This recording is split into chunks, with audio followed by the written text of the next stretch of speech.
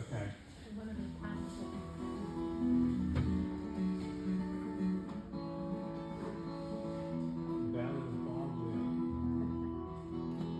Just because there's rain on this side of the mountain doesn't mean that there's rain on the other side.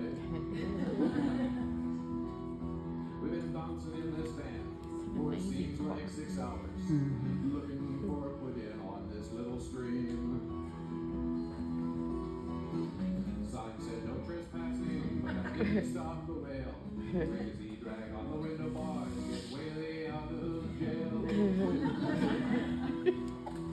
A couple of dozen rich Carolina landowners banded together to keep the stream clear and pure. Swain County Sheriff never gets a day off, protecting this stream from the likes of whale. Sign said no trespassing, but that didn't stop the whale. Legacy drag on the window bars, get Whaley out of jail. Never drive away from water when it's low but adequate. Sheriff won't arrest me if I don't touch the banks. Not so, says the sheriff. It's up there in the water. When you climb around, you'll be trespassing. Sign said no trespassing, but that didn't stop the whale. Crazy drag on the window bars, get Whaley out of jail. A canoe on mountain water can outrun a mountain sheriff, so Whaley ran a new creek and escaped without a fine. So all you paddlers from Virginia, let me give you warning. Never take a drink from a cup you find in Whaley's dam. Sign said no trespassing, but that didn't stop the whale. Crazy drag on the window bars, get Whaley out of jail. Crazy drag on the window bars, get Whaley out of jail. Don't touch the bank.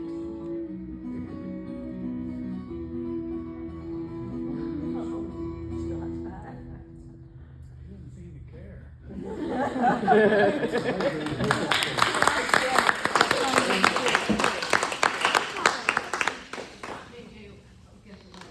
First, I want to thank Ron Hartshorn for editing that. Woo! That was great. Now, I never had the privilege of paddling with the whale, but I know there are some folks here tonight who did, and I think we'd all love to hear your stories and tall tales. And if anybody is running out of beverages, there's a cooler back there with some water, some soda, and a few beers, so by all means, help yourself, and the floor is open for stories of paddling.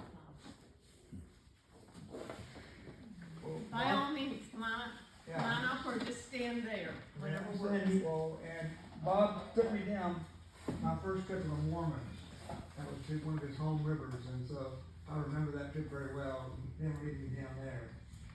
And he always liked to find little streams, and he said he wanted to run Moffitt's Run up in my area, so if he ever got up to flood stage, let him know.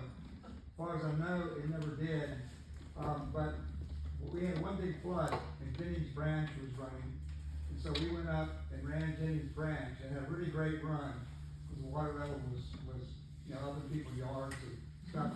And we get to the bottom, and we're taking out right where Jennings Branch runs in the Middle River, and a landowner came out there, and he says, "How dare you have fun on our river when we're in such danger and trouble?"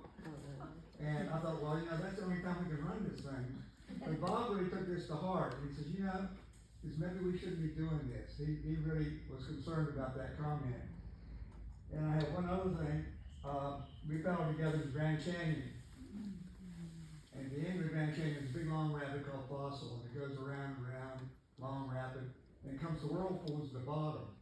And I was right behind him, and we hit a whirlpool, and it sucked his boat back on the one side and threw mine forward on the other side, and I leaped over his boat. So I'm probably the only person ever jumped over Bob Whaley's boat.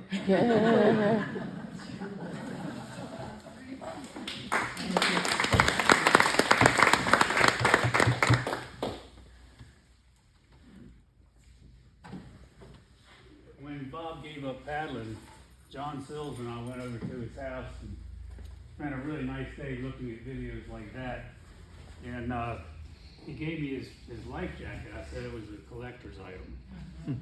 And so on that day, I also, and a lot of you have heard this joke already, I bought a paddle from him, and it had his telephone number on it.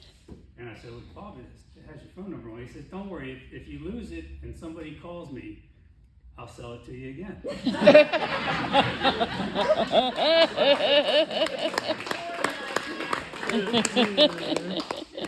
wear that life jacket on the river in honor of God. Oh. I have to pull it on over my head now, the zipper's broken.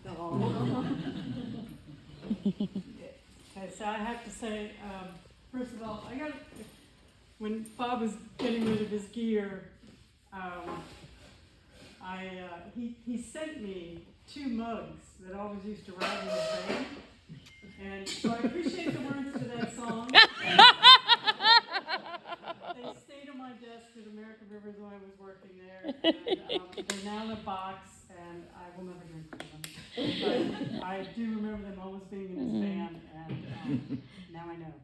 But so that was one thing. But there's a million stories. But just one of my favorite paddle trips with him was probably a trip that we'll never do again, and no one should ever do, because it was the section of the meadows of the dam between the 2 dams, and so we walked down, and we were casing out at the put-in, trying to decide if there was water we could paddle it, and there wasn't enough water there, but the dam keeper came down, and he started chatting with us, and it was Bob and I and Bill Hay, and the guy says, well, I can give you some water. He said, you have 2 choices. You have low and you have high. And that was it. He didn't know what numbers they were. He just we open it part way or we open it all the way. And we didn't know. And we wanted to make sure there was enough water.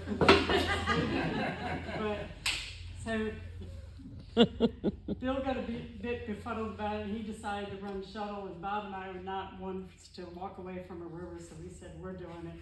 They gave us the low release, and we were very, very thankful we did, because they never flushed that river, and so every time there was a rapid, there was this big pile of beaver dam material that would have been incredibly deadly.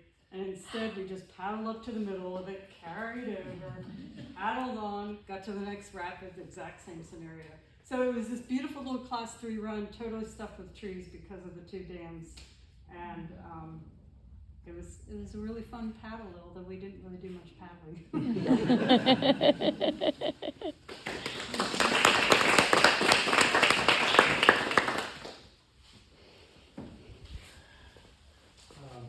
So I didn't really get serious into whitewater till the mid-90s. I was in my mid-30s, and I was stepping up a bit. I joined Coastal, so I went down in June to the Nantahala area.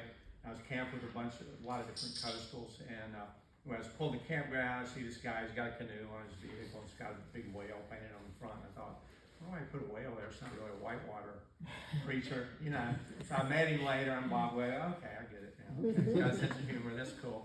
And first time I did the whole of Canoeist, I'd done the bottom half, but Bob and Bill Gordon were part of the group, and I was watching them the first bit, and it's for you guys, it's pretty continuous. There's a lot of rapids and so on, so they seem to have good lines, so I'm gonna follow those guys, you know. They seemed to know what they were doing, and they did, so I had a good trip, and got to paddle with Bob other times as well, and enjoyed that.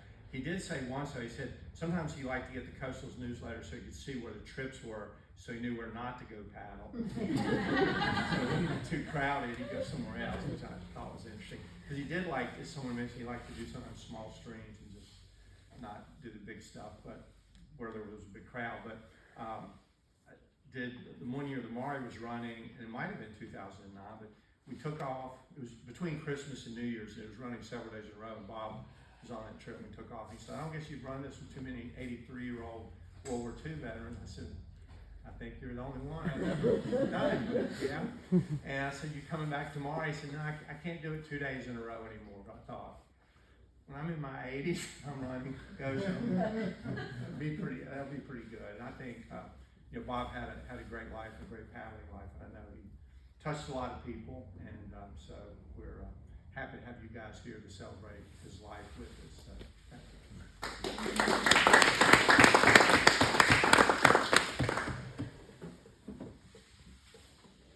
Anyone else? I'm just curious to know if any of the family paddle. Was that past tense or present tense? We've a lot of us have done stuff with him. No class 5s or anything. But just a little bit. Not in the snow? No, not that I remember. But he did stop right about the time these two came along, so. Yeah. Seems like just yesterday. Yeah. And we were like, "Are you sure? Like, grandkids are coming? Like, you're gonna want to at least take them on something flat, you know? Just yeah." So. He didn't tell me that he didn't want to paddle fast where he could carry his own boat. You're right. Yeah. You want to be a burden to anybody else. That's when I called him a stubborn old man. I paddled with him a good bit during the day and those last few years, I think, because I wasn't working at that point.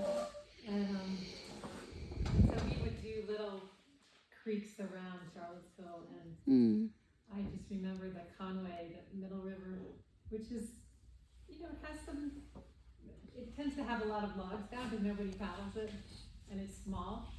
And so he would always lead the two of us, and the guy with probably not very good knees is jumping out of the boat to pull around these logs. And the last time I paddled with him, he was just giggling and doing things like one of the bigger drops. He just did it backwards.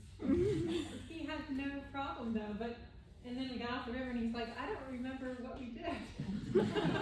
and I was like, I can see that, you weren't really yourself, but you were having a great time and you have great balance.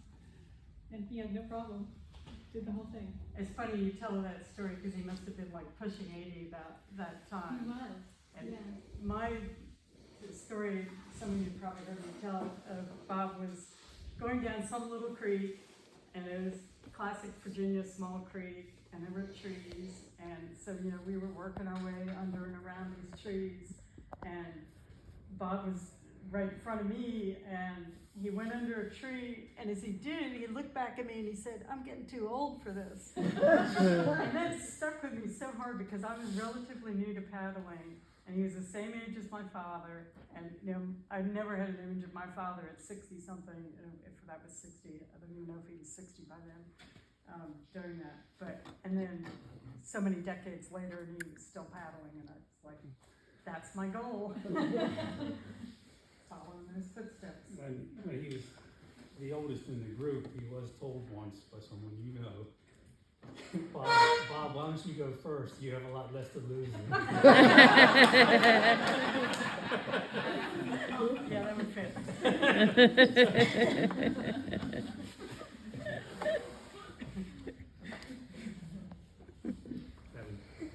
Yes, I'm sorry, you didn't have to tell me that.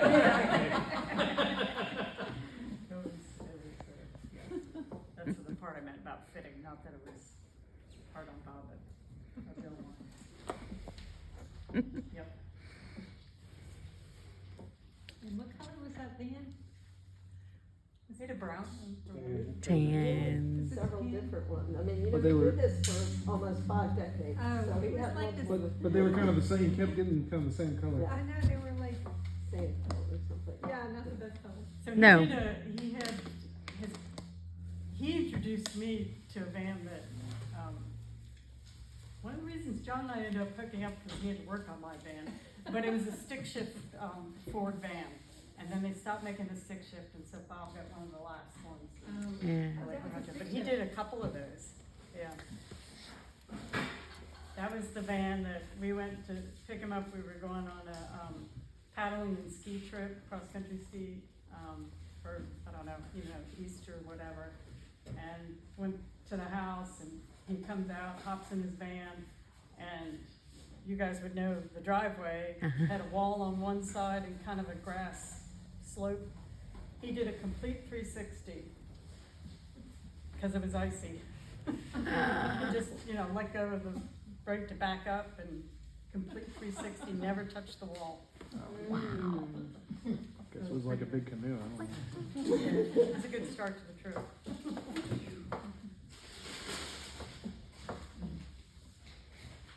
So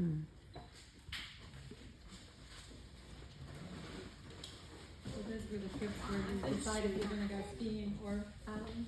Yes, exactly. We typically were stupid enough to do both, but yeah, West Virginia, Old enough to And then we ski. finally learned, oh, go south instead. It's warmer. Yeah, they would still sing. He was a fun friend. It's nice to meet you all. Yeah. Yeah, thank you for the stories. So we'll be officially ending here in a moment.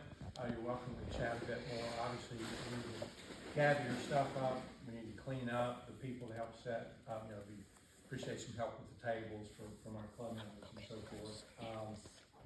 And I don't know if anyone was planning to either paddle or hike tomorrow. You want to recruit. The river's pretty low, so. Yes, did you want to say something or volunteer? I wanted to go on a hike. Very good. Maybe your newest member. Any volunteers?